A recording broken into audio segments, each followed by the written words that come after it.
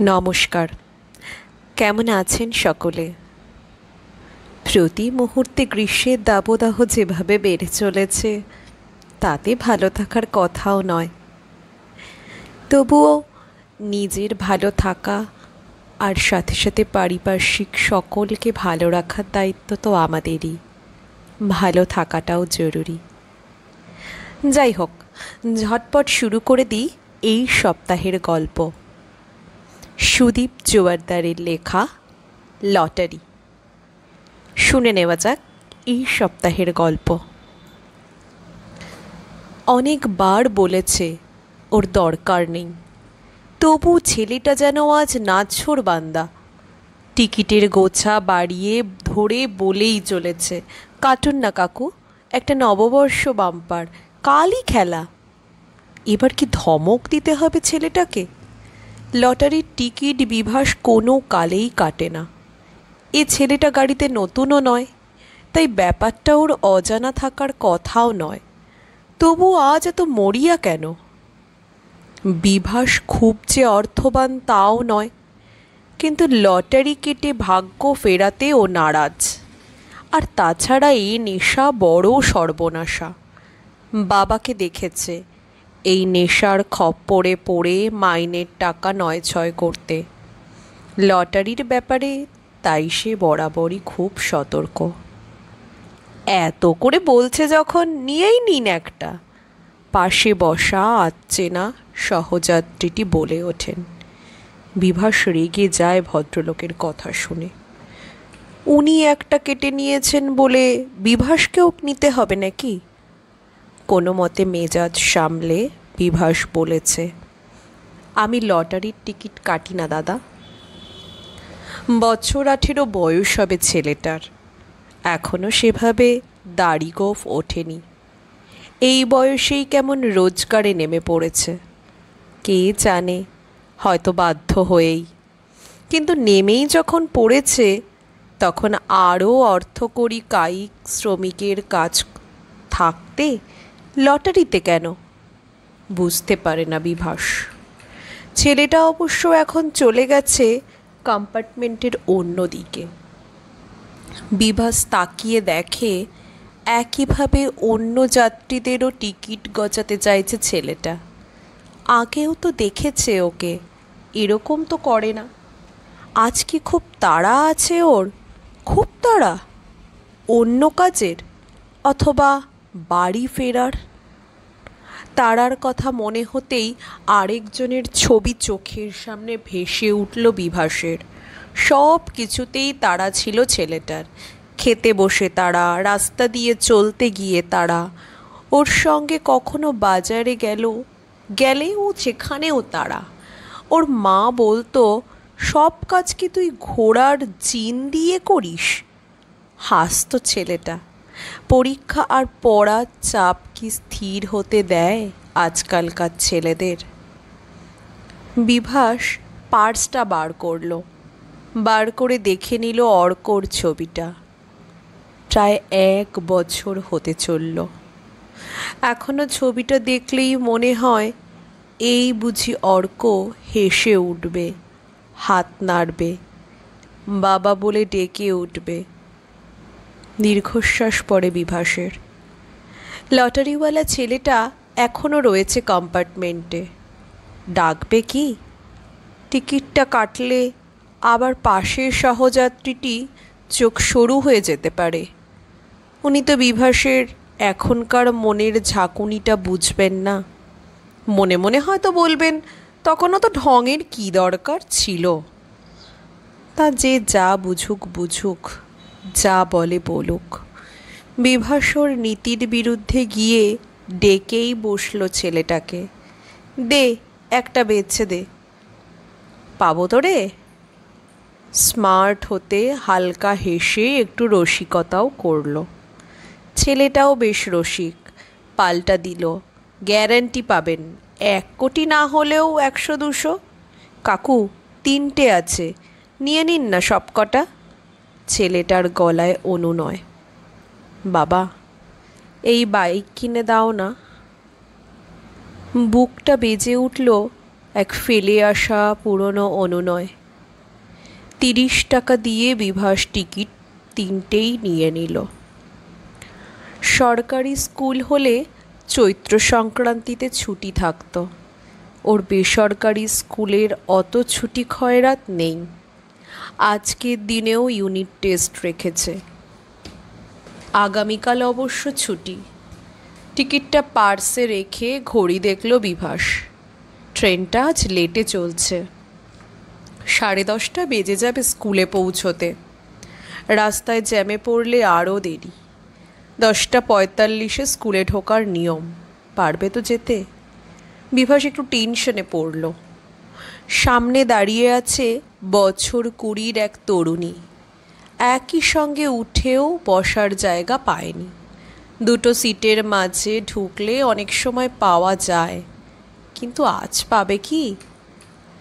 চলাচলের রাস্তায় দাঁড়ালে বারবার লোকের গুঁতো খেতে হয়, তবু বিভাস কখনো 2 সিটের মাঝখানে ঢোকেও না। দুদিকে বসে থাকা লোকজনের হাঁটুর মধ্যে দাঁড়ানো আরও অস্বস্তিকর মনে হয় তার। মেয়েটা কিন্তু ওভাবে স্বচ্ছন্দেই দাঁড়িয়ে আছে। উঠে ওকে বসতে দেবে কি? বসার কথা বলবে বলবে করছে, এমন সময় মেয়েটা পরের স্টেশন আসতেই নেমে গেল। অনেকক্ষণ পরে পাটা একটু মেলে বসার সুযোগ এলো এবার, কিন্তু পাটা মেলতেই কি যেন একটা ঠেকলো। একটু ঝুঁকে তাকিয়ে দেখল ছোট্ট একটা লেডিস পার্স, নিশ্চয়ই মেয়েটার। উল্টো দিকের সেই সহযাত্রীটিও টের পেয়েছেন পার্সটার অস্তিত্ব। বললেন, গাড়িটাও তো ছেড়ে দিল, নেমে যে দিয়ে আসা যাবে তারও উপায় নেই। এতক্ষণে গেটও পেরিয়ে গিয়েছে, গাড়ি না ছাড়লেও পেতাম না। বিভাস পার্সটা কুড়িয়ে হতাশ গলায় বলল, আপনি রেখে দিন দাদা, আপনি ডেলি প্যাসেঞ্জার। মেয়েটাকেও যেতে দেখেছি এই ট্রেনে, কলেজ টলেজে হয়তো পড়ে, দিয়ে দিতে পারবেন। আশেপাশের সকলের অনুরোধে কি করবে বুঝতে পারল না বিভাস। গাড়ি থেকে তাড়াহুড়ো করে নামতে গিয়ে একবার মোবাইল খুইয়েছিল অর্ক। মোবাইলটা কিন্তু পাওয়াও গিয়েছিল। বিভাসেরই বয়সী এক অচেনা ভদ্রলোক মোবাইলটা কুড়িয়ে পেয়েছিলেন, তারপর ফোন করে খবর পাঠিয়ে ফেরত দিয়েছিলেন। বিভাস মেয়েটার পার্সটা ব্যাগে ঢুকিয়ে রাখল। স্কুলে পৌঁছলো একেবারে কাটায় কাটায়। গিয়ে দেখলো 18, মানে ওল্ড বিল্ডিংয়ের দোতলার কোণের ঘরে গার্ড পড়েছে। এ ঘরে সব 8-এর ছাত্র, মানে একটু বড়। প্রথম থেকেই কড়া গার্ড দিতে হবে, না হলে পেয়ে বসবে। এমনিতে প্রাইভেট স্কুল ছাত্ররা বেশ ডিসিপ্লিনড, তবু সুযোগ পেলে তার সদ্ব্যবহার কি আর করবে না? কড়া গার্ড মানে চেয়ারে বসা চলবে না। চেয়ারে বসলে পিছন অবধি নজর করা যায় না। চেয়ারে বসেও ছিল না বিভাস। ঘণ্টাখানেক এভাবেই পার করল। না, ছেলেগুলো লিখছে ঠিকভাবেই। 58 পার করল। এই বয়সে সারাক্ষণ কি আর দাঁড়িয়ে থাকা যায়? চেয়ারটাকে আর অবহেলা করতে পারল না। চেয়ারে বসতে না বসতেই বিকট আওয়াজ। এ কি অঘটন! পায়ের ঠিক সামনে ভেঙে পড়েছে উপরে সিলিং ফ্যানটা, যেন ওর চেয়ারে বসার অপেক্ষাতেই ছিল ওটা। ছেলেগুলো স্তব্ধ। বিভাসও নির্বাক। স্যার, লাগেনি তো আপনার? স্তব্ধতা কাটিয়ে দ্বিতীয় বেঞ্চের কোণের ছেলেটা শুধল। লেগেছে কি? ছেলেটা বলার পরে যেন টের পেল যন্ত্রণাটা। আরে, ফ্যানের ব্লেডে হাঁটুর নিচে কেটেও তো গেছে অনেকটা। সহকর্মীরা আওয়াজ পেয়ে ছুটে এসেছে। ওকে ধরে একজন স্টাফ রুমে নিয়ে এসে বসায়। এক চুল এদিক ওদিক হলে আজ আর দেখতে হতো না। সিলিং ফ্যান ভেঙে শিক্ষকের মৃত্যু। খবরের কাগজের এক কোণে ঠাঁই দিত সংবাদটা। চোর পালালে পুলিশ আসে, এক্ষেত্রেও তাই হলো। বেসরকারি স্কুল হলে কি হবে, সারা বছর এসবের দেখভাল নেই মোটেও। এখন ইমেজ রক্ষা করতে শুরু হলো কর্তৃপক্ষের লোক দেখানি তৎপরতা। এসবে বিভাসের কি আসে যায়?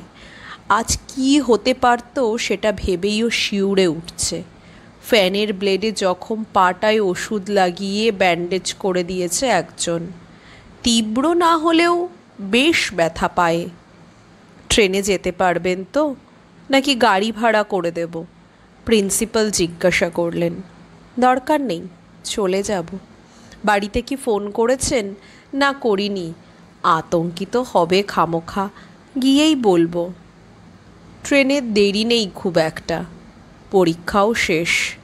ট্রেনের যাত্রী আর দুজনও শিক্ষক। তাদের সঙ্গে টোটোতে গিয়ে বসলো বিভাস। 10 টাকা ভাড়া। খুচরো আছে কি? পার্সটা বার করলো। আছে একটা 10 টাকা। টাকাটার সঙ্গে লেপ্টে থাকা লটারির টিকিটগুলো দেখে বেশ মজাই লাগলো। কাল খেলা, আর আজকেই প্রাণটা চলে যেতে যেতেও ফিরে এলো। এটা তো লটারি পাওয়ারই সামিল। বাড়ি এসেও ট্রমা কাটল না অনেকক্ষণ। ফ্যানের নিচে বসতে ভয় করছে। রিমিকে শুধু ঘটনাটা খুলে বলেছে, আর কোনো কথা বলতে ইচ্ছেও হচ্ছে না। কাছের ওষুধের দোকানটা থেকে একটা টেড ব্যাগ নিয়ে এলো। এসে বিছানায় শুলো টান টান হয়ে। রাতে কি খাবে?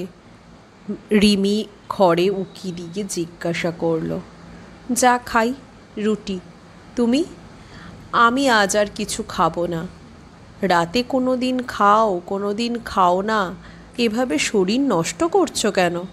কি করব, আমার যে কিছুই ভালো লাগে না। দিনটা যেমন তেমন।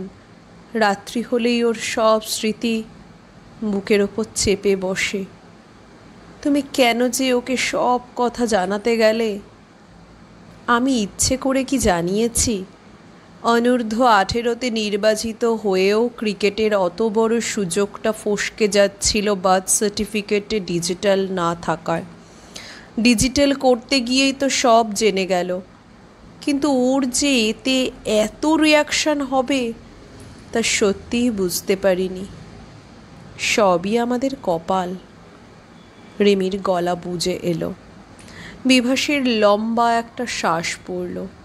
1 বছর আগেও এই সময়টায় কত ব্যস্ততা, সারা ঘরে কত ছাত্রীর ভিড়। এইচএসের ফিজিক্সের টিউটর হিসেবে নামও ছিল বেশ। ছেলেটা চলে যাওয়ার পরে সব ত্যাগ করেছে। কার জন্য বাড়তি রোজগার করবে ও? কার জন্য? কলেজ পড়ুয়া মেয়েটার পার্সের কথাটা ভুলেই গিয়েছিল। এটা আবার মেয়েটাকে ফেরত দিতে হবে। কিন্তু মেয়েটার দেখা যদি না পায়, পার্সে কি কোনো ফোন নাম্বার বা ঠিকানা আছে? মোবাইল থাকলে কেউ কি পার্সে রাখে সব কিছু? দেখে মনে হয়েছিল পার্সটায় হয়তো কিছু টাকা পয়সা আছে, আর হয়তো কোনো দরকারি কাগজ। খুলে দেখবে কি? যদি ঠিকানা। ব্যাগ থেকে মেয়েটির পার্স বার করলো।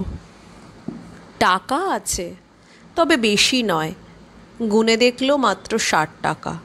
ভেতরে কোনো কাগজও নেই, কিন্তু সামনে প্লাস্টিকের আচ্ছাদনে রয়েছে একটা, মনে হচ্ছে কোনো রসিদ। টানতেই বেরিয়ে এলো কাগজটা। পুরনো রসিদই একটা, কিন্তু রসিদে কি চাপা রয়েছে? উত্তেজিত হয়ে বিছানায় উঠে বসল বিভাস। চিৎকার করে ডাকল, রিমি! কি হয়েছে কি? বিভাসের শরীরের কোনো সমস্যা ভেবে ছুটে এলো রিমি। দেখো দেখো, যেন রাধাকৃষ্ণ পাশাপাশি দেখায় বিভাস। ছবিতে অর্কর পাশে কে এটা? বিভাস রিমিকে বলল ট্রেনের ঘটনা। শুনে রিমি জিজ্ঞাসা করল, ও কি জানে কোথায় আছে অর্ক? জানি না, কাল হয়তো ওকে পাবো না, কিন্তু পরের দিন ঈশ্বর করুন যেন দেখা পাই ওর। দেখা পেলে জিজ্ঞাসা করব। রিমি বলে, কাল নববর্ষ না হলেই ভালো হতো। এখন একটা দিন অপেক্ষা করাই কঠিন। এই অবস্থায় রাতে ঘুমোনোও মুশকিল। দুজনেই এপাশ ওপাশ করছে। ওকে ছাড়া ওদের 630 স্কোয়ার ফুটের ফ্ল্যাটটা যেন অন্ধকার। তা কি জানে অর্ক? জানলে কি এমন করে একটা চিঠি লিখে এতদিনের সব মায়া ভালোবাসা ঠেলে চলে যেতে পারত? বিভাসের বালিশ ভেজে গরম অশ্রুতে। পাশে রিমিরও তাই। অনুমান করতে পারে। আর ওই মেয়েটা, অর্কর ছবিটা যে পার্সে বয়ে বেড়ায়, যোগাযোগ না থাকলে তারও তো চারপাশটা এরকমই অন্ধকার। সকালে বিভাসের ঘুম ভাঙল রিমির উত্তেজিত কণ্ঠে। দেখো তো এটা কি, কি অদ্ভুত সমাপতন। চোখ পরিষ্কার করে বিভাস ফোনের মেসেজটায় চোখ রাখল। শরীর রীতিমতো কাঁপছে বিভাসের। ও পড়ে চলল। বাবা, আমি জানি তোমাদের কাছে আমি কি, কতখানি। তখন ততটা না বুঝলেও আজ খুব স্পষ্ট বুঝেছি। আমি হোমের সুপারভাইজারের কাছে অনেক কেঁদে কেটে কিছুটা আভাস পেয়েছিলাম। তারপর নিরন্তর অনুসন্ধানে খুঁজে পেয়েছি নিজের শিকড়। আমার জমানো টাকা খরচ করে শিকড়ের কাছে পৌঁছতে অসুবিধেও হয়নি। জেনেছি আমার যখন 3 বছর বয়স, কুম্ভমেলায় হারিয়ে গিয়েছিলাম মায়ের হাত খসে। আমার শিকড় খুঁজে পেয়ে আমি আনন্দিত হয়েছি নিশ্চিত। কিন্তু প্রাণ যে কাঁদছে তোমাদের জন্য। মাকে বলো তার কৃষ্ণ মথুরা খুঁজে পেলেও মন পড়ে আছে বৃন্দাবনে। আমি ফিরে আসছি কয়েক দিনের মধ্যে। এটা আমার নতুন নম্বর, অর্ক। কৃষ্ণ? আমার কৃষ্ণ ফিরবে? আবার সেই আগের মতো হবে সব কিছু? অনেক দিন পর নিজের দেওয়া ডাকনামটা ধরে ফুঁপিয়ে উঠল রিমি। নববর্ষের পরের সকালে মেয়েটার জন্য স্টেশনে দাঁড়িয়েছিল বিভাস। লটারির ছেলেটা স্টেশনের শেডের নিচে বসে কাগজের লটারির ফলাফল দেখছে। বিভাসকে দেখতে পেয়ে পাংশু মুখে বলে উঠল, কাকু, একটাও ওঠেনি আমার টিকিটে। বিভাস হাসল। কে বলল ওর লটারিতে ওঠেনি? ওর বিভাসকে দেওয়া 3 টিকিটেই তো 3টে প্রাইজ উঠেছে, ফার্স্ট, সেকেন্ড, থার্ড। সব পুরস্কার কি আর টাকার অঙ্কে হয়? পুরস্কারগুলো ক্রম অনুসারে সাজালো বিভাস। প্রথমত কৃষ্ণের প্রত্যাবর্তন সংবাদ, দ্বিতীয়ত রাধা আবিষ্কার, আর তৃতীয়ত ওর প্রাণ রক্ষা পাওয়া। তবে বিভাসের 3 নম্বর পুরস্কারটা শুধু আক্ষরিক এবং একার নয়, কারণ শুকিয়ে যাওয়া 2টি গাছেই যে আজ প্রাণের হিল্লোল। শেষ হলো আজকের গল্প। কেমন লাগলো কমেন্ট করে জানাতে ভুলবেন না। ভালো লাগলে অবশ্যই লাইক করবেন। আর আজই যদি আমার চ্যানেলে প্রথম এসে থাকেন তাহলে সাবস্ক্রাইব করে চ্যানেলটির পাশে থাকবেন। আর কাইন্ডলি বন্ধু বান্ধব আত্মীয় স্বজন সকলের সাথে চ্যানেলটি শেয়ার করে দেবেন এবং তাদেরও একটু অনুরোধ করবেন সাবস্ক্রাইব করার জন্য। আপনারা পাশে থাকলে গল্প পাঠ করতে আমারও খুব ভালো লাগবে। ধন্যবাদ।